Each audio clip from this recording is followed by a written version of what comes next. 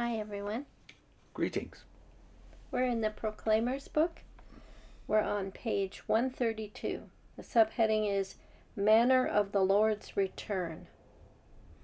It was in the mid-1870s that Brother Russell and those who were diligently examining the scriptures along with him discerned that when the Lord returned, he would be invisible to human eyes.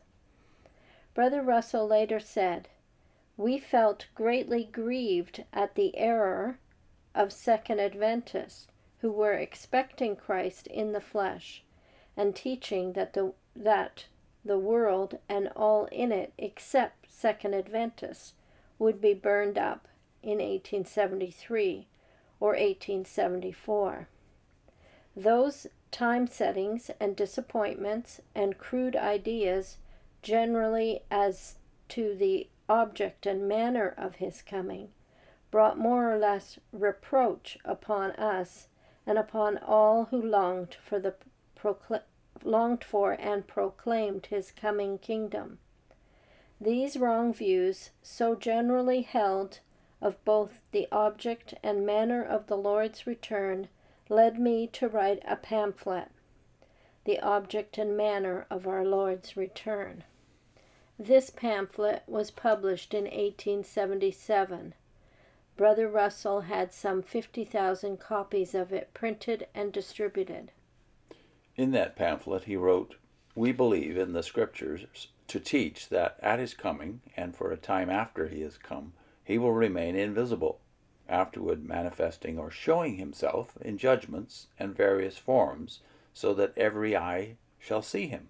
In support of this, he discussed such texts as Acts 1:11, "He will come in the same manner as you have beheld him go," that is, unobserved by the world, and John 14:19, "A little longer and the world will behold me no more." Brother Russell also referred to the fact that the emphatic dialogue, which had first been published in complete form in 1864 with an interlinear word-for-word English translation, gave evidence that the Greek expression parousia meant presence. In analyzing the Bible's use of that term, Russell explained in his pamphlet, quote, "The Greek word generally used in referring to the second advent, parousia, frequently translated coming, invariably signifies personal presence, as having come, arrived, and never signifies to be on the way, as we use the word coming." When discussing the purpose of Christ's presence, Russell made it clear that this was not something that would be accomplished in a single world-shattering moment. The second advent, like the first, he wrote, covers a period of time and is not the event of a moment. During that time, he wrote, the little flock would be given this reward with the Lord as joint heirs in his kingdom. Others, perhaps billions, would be given opportunity for perfect life on the earth, restored to Edenic beauty. Within just a few years, on the basis of further study of scriptures, Russell realized that Christ would not only return invisibly, but also remain invisible, even when manifesting his presence by judgment upon the wicked. In 1876, when Russell had first read a copy of Herald of the Morning, he had learned that there was another group who then believed that Christ's return would be invisible, and who associated that return with blessings for all families of the earth. From Mr. Barber, editor of that publication, Russell also came to be persuaded that Christ's invisible presence had begun in 1874. Attention was later drawn to this by the subtitle Herald of Christ's Presence, which appeared on the cover of Zion's Watchtower. And they have a note as to the date 1874 and the invisible presence connection. They say, this was influenced by the belief that the seventh millennium of human history had begun in 1873, and that a period of divine disfavor of equal length to a former period considered to be one of favor upon natural Israel would end in 1878. The chronology was flawed because of relying on an inaccurate rendering of Acts 13:20 in the King James Version. belief that there was a transcription error at 1 Kings 6:1, and failure to take into account biblical synchronisms in the dating of reigns of the kings of Judah and of Israel. A clearer understanding of biblical chronology was published in 1943 in the book The Truth Shall Make You Free, and it was then refined the following year in the book The Kingdom is at Hand, as well as in later publications. Recognition of Christ's presence as being invisible became an important foundation on which an understanding of many Bible prophecies would be built. Those early Bible students realized that the presence of the Lord should be of primary concern to all true Christians. They were keenly interested in the Master's return and were alert to the fact that they had a responsibility to publicize it. But they did not yet clearly discern all the details. Yet, what God's Spirit did enable them to understand at a very early time was truly remarkable. One of these truths involved a highly significant date marked by Bible prophecy. Well, one has to ask, as one reads this page and a half, why is this being published here? And I must admit, when I read the Divine Purpose book, the prior history book that came out in the late 50s, much of this was invisible. So why is it here now? And the answer is because in the meantime, People James Penton and Ray Franz and many others have exposed the truth about the early history, including the connection with Nelson Barber that's admitted here. But what's not admitted, though, is the full scope of the error that was involved in and the dogmatism of the error. It's very carefully written. So even when they say, Russell says, and then they give you a quote, and then they finish off after, they say, he wrote the little flock. The little flock is the only thing that's in quotes in that thing. Would be given their reward with the Lord as joint heirs in his kingdom. Others, perhaps billions, would be given the opportunity for perfect life on the earth restored to Edenic beauty. All that is their more recent stuff. It's not what Russell was talking about. No, he was of the mind that the little flock had to be in heaven by 1914 because the ransom sacrifice had not been fully paid until they were in heaven. But he wasn't thinking in terms of two classes. I mean, he was expecting everything to be over by 1914. Yeah. What was ending in 1914 was Armageddon. It wasn't the beginning of the end, which would then culminate in Armageddon. With more people coming in. I mean, they work these things as they come, and they have to make some explanation for it. And then to pick on the Second Adventists as being date setters and having disappointments, when they had more dates set. Yeah, they didn't. And more disappointments. They were setting dates in the 1870s, as they admit here now, but then they have the effrontery to call the Adventists not only disappointed, but bringing reproach upon us and all who longed for and proclaimed his coming kingdom. They had crude ideas. That's Russell's own phrase. Well, Russell's crude ideas are only partly admitted here. Yeah. Including what he said about 1914, which is kind of masked. We'll get into the Gentile times next time, so we'll reserve comment on that. But the connection with the emphatic diaglott of Benjamin Wilson, what you're not admitting here is that very book that gave you the idea of the invisible presence, because of the word parousia being defined differently in this particular source, where did that come from? Well, the Christadelphians. Wilson was associated with the Christadelphians, who are a Second Adventist movement. The very people you've just criticized of having a lot of bad ideas. And they're fringe people. They're fringe movements that they were attracted to because they were talking about what they wanted to be talking about, times and seasons. Yeah, from the very beginning. Five generations complete now. They've been talking about times and seasons. A lot of things have changed, but that has not changed. And the idea of an invisible presence is exactly the opposite of what Old Testament, New Testament, and church history have taught. Yeah. The Apostles' Creed is the proof that from the very beginning, Christians, true Christians, have been preaching a visible coming of Christ. And that is exactly the departure that Adventism, this particular brand of Adventism that created the Watchtower, is denying. Yeah. Along with the emphasis on times and seasons, which is not there in the Apostles' Creed. Yeah, there's a desire with these groups to be in the know while everybody else is in the dark.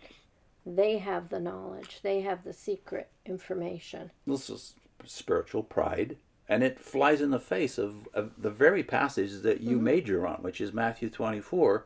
This idea that Russell made it clear that this was not something that would be accomplished in a single world-shattering moment. Yeah. You're not fulfilling Matthew 24:14 by all of this preaching times and seasons in 1914. You are fulfilling something else in Matthew, which is, if you read the context of Matthew 24. What verses are you at? Verses 24 to 26 is the part that they're fulfilling, I would say. And 27, they seem to just not notice. Okay. For false Christs and false prophets will arise and will show great signs and wonders, so as to mislead, even if possible, even the elect. Behold, I have told you in advance. If therefore they say to you, Behold, he is in the wilderness, do not go forth. Or behold, he is in the inner rooms, invisible. Do not believe them. For this is 27. For just as the lightning comes from the east and flashes even to the west, so shall the coming of the Son of Man be. That sounds very visible. It sounds like Revelation sums up. And like I said, the Old Testament teaches very clearly that the King of Israel, the King of the world, will be a very visible king, ruling from Jerusalem. But you would not know that that was also part of Russell's teaching at this point. Yeah. This idea that, well, he got more light on this later. It looks, at the beginning at least, from Barber's influence and from his Adventist roots, that he did believe that Christ would somehow visibly manifest himself around 1914. And they changed that light too, to the present. Yeah. Which is not light at all, but rather darkness. Yeah. So there's this effort to hide some stuff, reveal some stuff, and fudge it a little, so make the picture not quite as it is of the time. The truth is that they have apostatized from what the Old Testament, the New Testament, and church history have always taught about the nature of the king that we're going to serve during the millennium. He's going to be a very visible king, and he's going to return in the body, albeit a glorified body. There is one point that I definitely think we should allude to, though, which is in the footnote on page 133. They're tying everything to the 6,000-year chronology. They've been doing that since the beginning. 5 generations now of tying that to dates. 1873 at first, or 72. Moving it to 1972, as they admit here in the 1940s. Then revising that one again. So it became 1975. All of it based on the faith, or assumption, really, that the 6,000 years is somehow prophetically significant. That's never a case made by Scripture. And don't they know that the Septuagint, the Bible of the Apostles, had a 6,000-year chronology that expired around the year 500 in the era of, post-Nicaea and the growth of the Catholic Church. That was when 6,000 years expired according to the Bible of the early church. Now, that you don't know all these things, and you admit that you got more light later. Yeah. You don't know these things because you haven't checked the Bible dictionaries, which would have told you all these things about the text that you needed to know ultimately. They say things too, like in the last paragraph they say, they did not clearly discern all the details, talking about the Lord's coming. Yet what God's Spirit did enable them to understand at the very, very early time was truly remarkable. I mean, they've scrapped most of it. That's not remarkable. That is talking when you don't have understanding. Yeah. And that's just doesn't make any sense at all. When we were witnesses, we were always told, our meetings should be orderly. Well, don't you think God's message will be orderly? Don't you think he's going to want to have a continuity going forward? You can't go around proclaiming something and then change your mind and proclaim something else. afterwards. It would be bad enough if you had all these things in your head, but the fact that you let them out of your mouth is a really big problem. Yeah. And when you credit God's Spirit with the changes, are you not also crediting God with the lack of changes? Yeah. I.e., isn't God getting blamed for what you didn't know? Isn't this the reproach that you're saying the Second Adventists were guilty of? Yeah. You are reproaching God by doing that. You're saying God can't control your mouth. Yeah. But use you. And this is what Paul says about that.